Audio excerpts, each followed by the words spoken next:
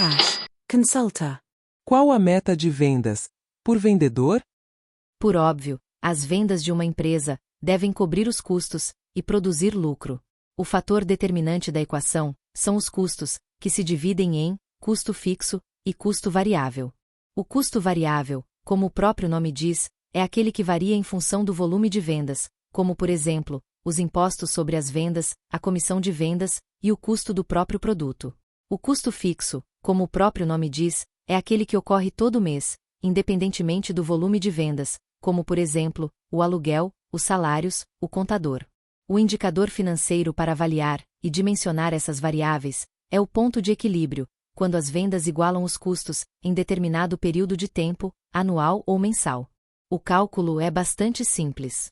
O valor das vendas menos o valor do custo variável é igual à margem de contribuição, que é o valor que vai contribuir para pagar o custo fixo e produzir lucro, menos o valor do custo fixo, é igual ao EBITDA. Earnings before interest, taxes, depreciation and amortization. O que significa ganhos antes dos juros, impostos sobre o lucro, depreciação e amortização. O EBITDA é o lucro que avalia o real desempenho do negócio, o core business. E se o coração vai bem, tudo vai bem. Na prática, como calculo a meta de vendas? Nossas lojas de vinhos vendem um quiante especial, por R$100, que custa R$40. Pagamos 10% de comissão de vendas e 10% de impostos, ou seja, R$10 de comissão e R$10 de impostos para cada produto vendido. Portanto, o custo variável na venda de uma garrafa de vinho quiante é o custo do produto vendido, no valor de R$40, mais a comissão sobre as vendas, no valor de R$10, mais os impostos sobre as vendas, no valor de R$10, que é igual ao custo variável, no valor de R$60. A margem de contribuição, na venda de uma garrafa de vinho quiante, é o preço de venda do produto, no valor de R$100, menos o custo variável, no valor de R$60, que é igual à margem de contribuição, no valor de R$40. Isto significa que a venda de cada garrafa de vinho quiante contribui com R$40 para pagar o custo fixo e produzir lucro. A margem de contribuição é o elemento-chave no cálculo do ponto de equilíbrio, e é utilizado em porcentagem, que se obtém dividindo o valor da margem de contribuição pelo valor das vendas, que, neste caso, é 40%. O cálculo do custo fixo se obtém da seguinte forma: os aluguéis das lojas, no valor de R$20.000, mais os salários fixos, no valor de R$30.000, mais os serviços de contabilidade e demais custos fixos, no valor de R$10.000, que é igual ao custo fixo mensal, no valor de R$60.000. Para calcular o ponto de equilíbrio, que chamaremos de P, utilizamos a seguinte fórmula. O ponto de equilíbrio é igual ao custo fixo, dividido pelo percentual da margem de contribuição. Substituindo os valores, temos: o ponto de equilíbrio é igual a R$60.000 de custo fixo, dividido por 40%, que é o percentual da margem de contribuição. Portanto, o ponto de equilíbrio é igual a R$150.000. Agora vamos testar o resultado. A quantidade vendida é igual ao valor das vendas, dividido pelo preço de venda, que resulta 1.500 garrafas. O custo da mercadoria vendida é conhecido como CMV. O CMV é igual à quantidade vendida, vezes o preço de custo de cada garrafa, que resulta R$60.000. A comissão de vendas é igual a 10% do total das vendas, que resulta R$15.000. O imposto é igual a 10% do total das vendas, que resulta R$15.000. Portanto, o total do custo variável é igual a R$90.000. A margem de contribuição é igual ao valor das vendas, menos o custo variável, que resulta R$60.000. Lembrando que a margem de contribuição é o valor que contribui para pagar o custo fixo e produzir lucro, vamos ver o resultado. O resultado é igual à margem de contribuição, menos o custo fixo, que resulta zero. Portanto, no ponto de equilíbrio, não perdemos nada, mas também não ganhamos nada. Vamos chamar esse ponto de P0, ou venda lucro zero. Agora vamos calcular o ponto de equilíbrio com lucro. O lucro esperado para o comércio em geral, por exemplo, é de um EBITDA de 15%. Para calcular esse novo ponto de equilíbrio, basta dividir o custo fixo pela margem de contribuição, reduzida do percentual do EBITDA, o que resulta em R$240 mil. Conferindo. A quantidade vendida é igual ao valor das vendas, dividido pelo preço de venda, que resulta 2.400 garrafas. O CMV é igual à quantidade vendida, vezes o preço de custo de cada garrafa, que resulta R$96 mil. A comissão de vendas é igual a 10% do total das vendas, que resulta R$24 mil. O imposto é igual a 10% do total das vendas, que resulta R$24 mil. Portanto, o total do custo variável é igual a R$144 mil. A margem de contribuição é igual ao valor das vendas, menos o custo variável, que resulta R$96 mil. O resultado é igual à margem de contribuição, menos o custo fixo, que produz um lucro de R$36 mil. Portanto, neste novo ponto de equilíbrio, conseguimos o lucro desejado, ou seja, o EBITDA de 15%. Vamos chamar esse novo ponto de P$, ou venda-lucro desejado. Um gráfico vale mais que 1000 palavras. Temos quantidade no eixo X e valor no eixo Y. O valor das vendas varia em função da quantidade vendida. Por óbvio, se não há vendas, o valor será zero. Quanto mais se vende, maior será o valor das vendas.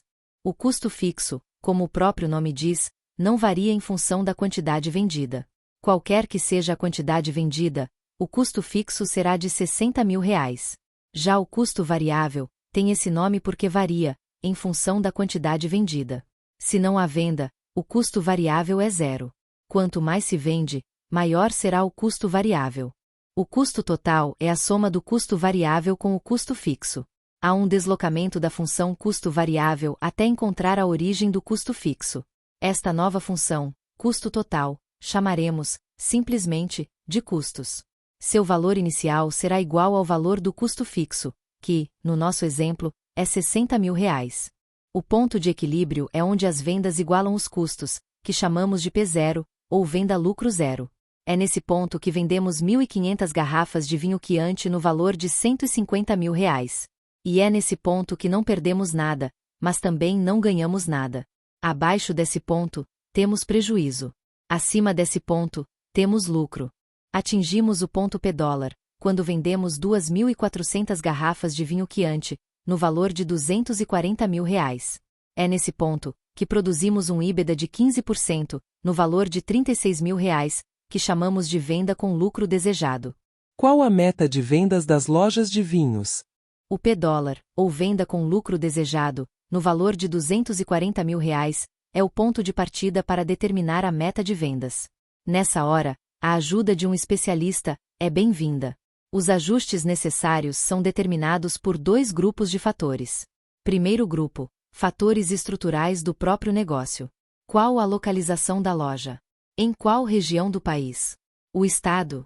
O município? A loja fica num shopping? Ou é loja de rua? Qual o tamanho da loja? É pequena, média ou grande? Tem ambiente para degustação? Qual o perfil da equipe? É veterana ou novata? Ela está motivada? É bem treinada? A base de dados para os cálculos deve ser o desempenho da loja nos últimos 12 meses, a fim de contemplar a sazonalidade do negócio.